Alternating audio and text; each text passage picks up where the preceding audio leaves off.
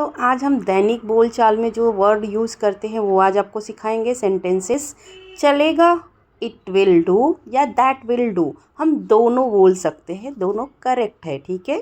फिर उसके बाद वो चलेगा, दैट विल डू, मतलब कि जब भी कभी वो चलेगा पूछेंगे तो दैट विल डू करके पूछेंगे। फिर उसके बाद ये नहीं चलेगा या ऐसा नहीं चलेगा, जब ऐसा बोलना होगा तो it will not do, it won't do. ठीक है, ये दोनों आएंगे। फिर उसके बाद क्या ये चलेगा, विल इट डू, जब भी कभी क्वेश्चन मार्क आता है तो उसका स्टार्टिंग होता है वर्ब के साथ, तो इसीलिए यहाँ पे दिया है विल इट डू, क्या ये चलेगा। फिर उसके बाद कोल्ड ड्रिंक नहीं है, पानी चलेगा, there is no cold drink, will the water do, यहाँ पे भी क्वेश्चन मार्क है। फिर उसके बाद हाँ मुझे चलेगा, येस इट विल डू मी, जैसे कि कोई भी चीज़ हमको चले जाता है, कुछ भी पहनने में या खाने में, तो हम ऐसे बोल देते हैं हाँ मुझे चलेगा। या तो फिर आप प्रॉपर नाम लेके चलना बोलना चाहते तो हाँ मुझे पानी चलेगा, येस वाटर विल डू मी, यहाँ पे फूड भी हो सकता है, क्लॉथ भी हो सकता है। ठीक है।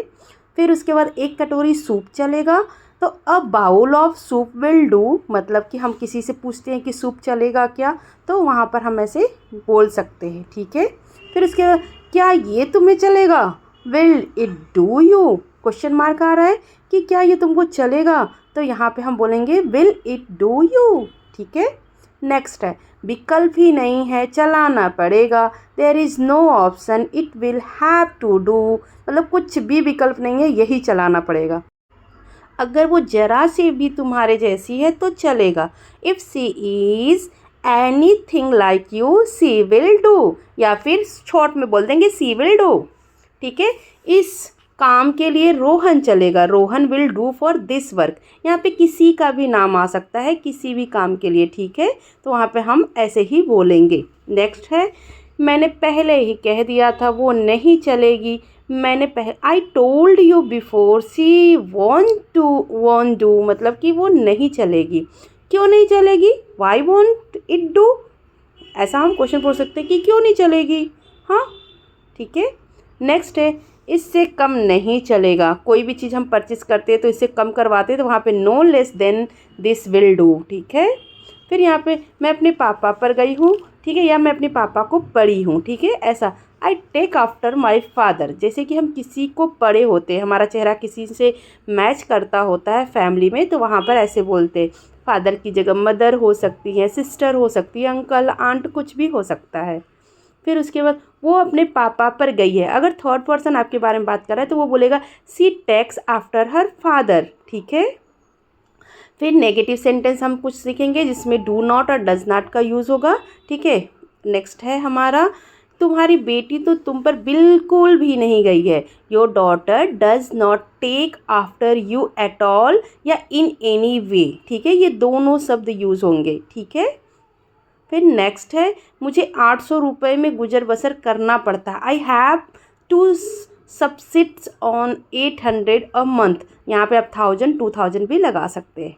फिर उसके बाद मीरा इतनी पतली हो गई है कि उसके गाल पिचक गए, कोई कोई दुबला हो जाता है तो हम कहते हैं ना तुम्हारा गाल अंदर धस गया है, तो Meera has become so thin that's her cheeks are pinched, ये तो अमीरों के चोचले हैं, तो these are gaieties of rich people. देखते हैं कि बड़े घर के बच्चे ऐसे एक्टिंग करते हैं ना, तो वहाँ पे ये शब्द यूज हो सकता है। ठीक है। फिर वो बहुत बड़ा रईस है, ही इज़ अ ग्रेट ग्रैंडी, मतलब कि वो बहुत बड़ा रईस है। पैसे वाले लोगों के लिए हम ये बात बोल सकते हैं और बोलते भी हैं अक्सर। मैं तुम्हारे मुंह से चूस भी नहीं सुनना चाहती, जब मम्मी अपने बच्चे को डांटती है तो ऐसे बोलती कुछ भी मत बोलना, मैं तुम्हारे मुंह से चू भी नहीं सुनना चाहती। I don't want to hear a peep out of you. ठीक है। फिर देखो टाल मटोल मत करो, look don't put it off. ठीक है, टाल मटोल मत करो मतलब डोंट पुट इट ऑफ, टाल मटोल मत करो। फिर इसके बाद तो खुद को समझता क्या है, what do you think of your self, हाँ बोलो ज़रा, ऐसे हम बोलते हैं ना, तो वहाँ पे ये यूज़ होगा।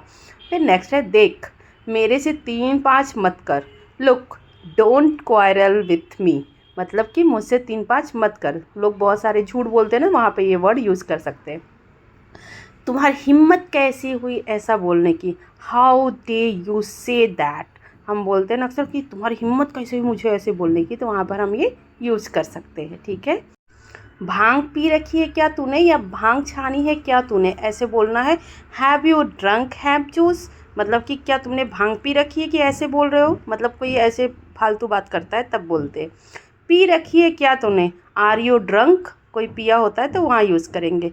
मैं तुझे सबक सिखाऊंगा, I will teach you a lesson, या फिर सिखाऊंगी, तो दोनों में यही यूज़ होगा। ठीक है, फिर उसके बाद मैं तुझे सबक सिखा के रहूँगा या रहूँगी, I will do teach you a lesson, मतलब मैं तुम्हें ज़रूर से सबक सिखा के रहूँगी।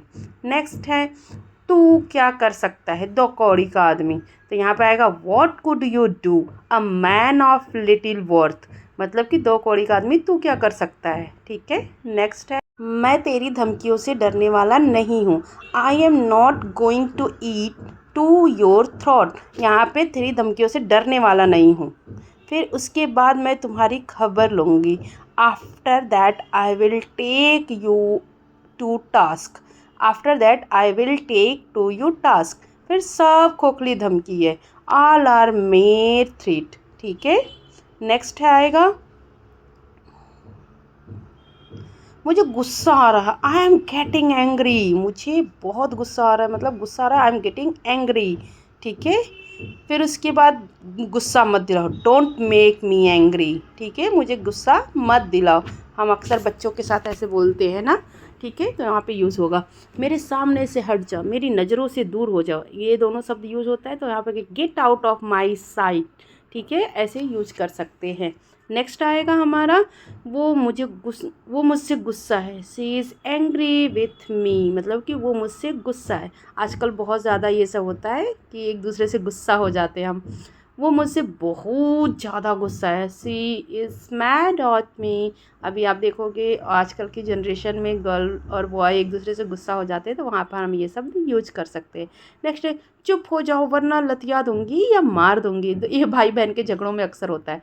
सट अप और आई विल टेम्पल यू। ठीक है, नेक्स्ट है मैं तुझे आखिरी मौका देती हूँ या देता हूँ, I give you one last chance, या फिर I am giving you one last chance, ये दोनों हम वहाँ पे यूज कर सकते हैं। ठीक है, फिर नेक्स्ट है सुधर जा, मेंड योर वे। ठीक है, हम बोलते हैं ना अपने भाई को, बहन को, बच्चों को, सबको सुधर जाओ, तो वहाँ पे ऐसे यूज करेंगे। ये तो मानी हुई बात है, इट्स गोज़ विदाउट सेइंग, ये सच में की बात है या ये मानी हुई बात है, इसके लिए यही इंग्लिश यूज होगा। दो नाव पर पैर मत रखो या दो नाव पर सवार ना रहो, तो उसके लिए बोलेंगे don't ride two horses at once, या फिर don't ride two horses at the same time. फिर है जो भी होता है उसके पीछे कोई ना कोई कारण होता है, everything happens for a reason, सच में दुनिया में जो भी कुछ होता है उसके पीछे कोई ना कोई कारण होता ही है। नेक्स्ट है इसे हमारा आशीर्वाद समझो, कंसीडर इट आर ब्लेसिंग, जब कोई हमें पैसा देता है तो ऐसे बोलता है। ठीक है, नेक्स्ट है मुझे शुरू से ही पता था, I know from the very beginning, मतलब मुझे बहुत स्टार्टिंग से ये बात पता था। ठीक है, मुझे सुबह जल्दी उठने की आदत है, I am in the habit of waking early in the morning. आप में से किस किस को जल्दी सुबह उठने की आदत है, मेरी तो आदत है सुबह जल्दी उठने की। नेक्स्ट है मुझे पूरी रात जागने की आदत है, I am the habit of staying up all night. बहुत सारे लोग होते हैं जो बहुत रात तक जगते हैं, पूरी रात तक जगते हैं, तो इनमें से कौन कौन से ऐसे लोग हैं जो पूरी रात तक जगते हैं, कमेंट करके मुझे ज़रूर बताइएगा।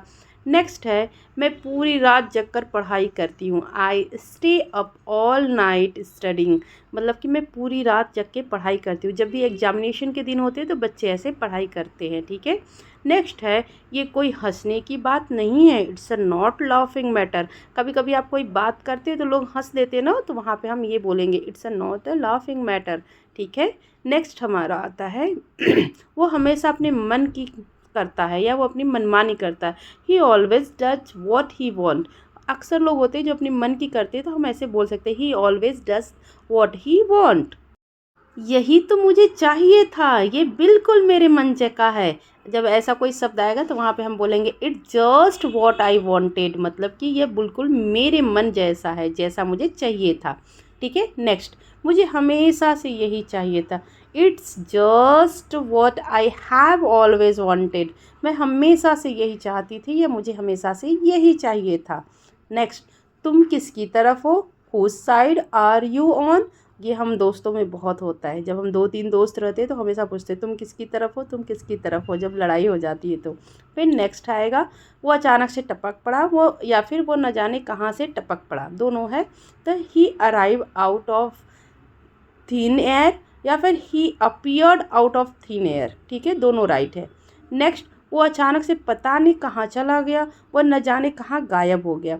ही डिस्परेड इनटू थिन एयर, ही वनिस्ड इनटू थिन एयर, ठीक है, ये दोनों हम यूज़ कर सकते। नेक्स्ट है, मौके ऐसे ही अपने आप नहीं मिल जाते, opportunities don't just come out of thin air, सही बात है, हमें मेहनत करना पड़ता है तभी अपॉर्चुनिटी मिलती है। नेक्स्ट, ये हवा में कहानियाँ बना रहा है, कोई कोई बहुत फेंकता है ना, झूठ मूठ का बकवास करता है, तो वहाँ पे हम ऐसे बोलते हैं ये हवा में कहानियाँ बना रहा है।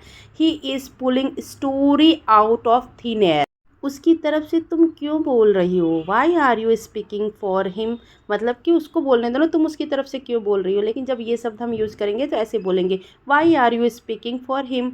नेक्स्ट, वहाँ अंधेरा है, इट इज़ डार्क हियर, मतलब कहीं कहीं बहुत ज़्यादा अंधेरा रहता है तो हम वहाँ पे ऐसे यूज करेंगे, इट इज़ डार्क हियर, ठीक है। फिर नेक्स्ट है, हाँ वहाँ घुप अंधेरा है, मतलब वहाँ बहुत ज़्यादा अंधेरा है, it is pitch dark here या देयर, यहाँ बहुत अंधेरा है या वहाँ के लिए देयर लगाएंगे, हियर हो जाएगा यहाँ के लिए, ठीक है। पिच मतलब घुप मतलब ज़्यादा, मज़े में रहो, स्टे वेल मतलब खुश रहो या मज़े में रहो, स्टे वेल यहाँ पर हम यूज़ करेंगे। नेक्स्ट हमारा सेंटेंस है, मेरा हो गया, आई एम डन। कई बार हम खाना खा लेते हैं, हमारा हो जाता है तो हम बोलते हैं आई एम डन, मतलब मेरा हो गया, ठीक है। तो ऐसे आप यूज़ कर सकते हो किसी भी काम के लिए। नेक्स्ट है, आप लोगों का हो गया, आर यू गाइस डन। अगर किसी और भी कोई और भी है आपके साथ में तो वहाँ पे आप ऐसे पूछेंगे, आर यू गाइस डन, मतलब आप लोगों का हो गया, ऐसे क्वेश्चन में आप उनसे पूछोगे, फिर उनका आंसर आएगा। तुम्हारी खरीदारी हो गई, are you done with your shopping, मतलब कि अगर कोई शॉपिंग कर रहा है तो वहाँ पे हम ये शब्द यूज कर सकते हैं। फिर हमारा नेक्स्ट आता है, कृपया अपनी राय कमेंट में दें, ये मेरी तरफ से है, ठीक है।